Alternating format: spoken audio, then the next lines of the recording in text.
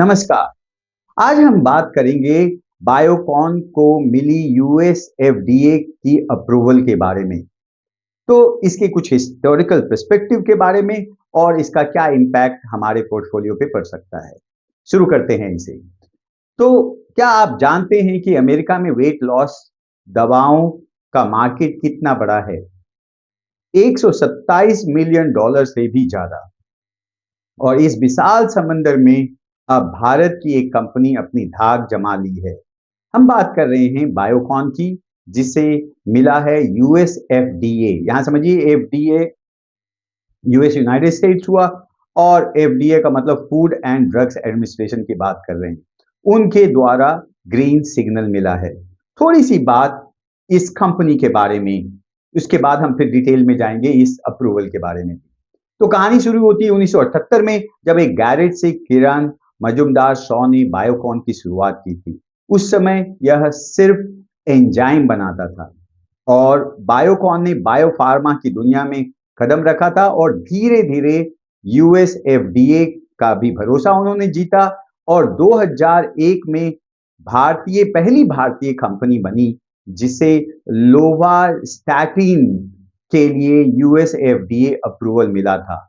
और आज अगर हम देखें तो एक तरीके से अनेकों बार यह कंपनी इस चीज को दोहराती रही है। इस अचीवमेंट पे और सारे अचीवमेंट्स ऐड होते रहे हैं। तो ताजा खबर क्या है? ताजा खबर यह है कि बायोकॉन लिमिटेड को यूएस एफडीए से लीरा ग्लूटाइड इंजेक्शन के लिए अप्रूवल मिल गया है। यह एक GLP-1 थेरेपी है। इसके बारे में डिटेल बताएंगे थोड़ी देर में।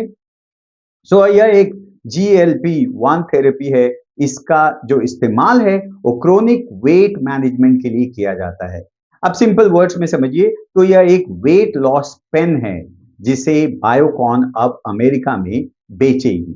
अब यहां समझिए कि ये एक ड्रग और डिवाइस का कॉम्बिनेशन है, यानी दवा भी और लगाने वाला डिवाइस भी। यह तकनीकी रूप से काफी मुश्किल होता है, लेकिन बायोकॉन ने इस पे बाजी मारी है। तो अब आप पूछेंगे कि भैया इससे हमें क्या फायदा है?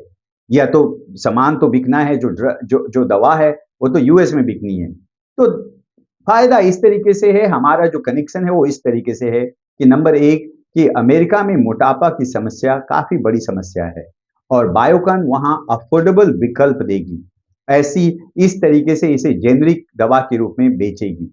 सीईओ सिद्धार्थ मित्तल के अनुसार GLP-1 थेरेपी कंपनी के लिए आने वाले सालों में सबसे बड़ा ग्रोथ इंजन बन सकता है।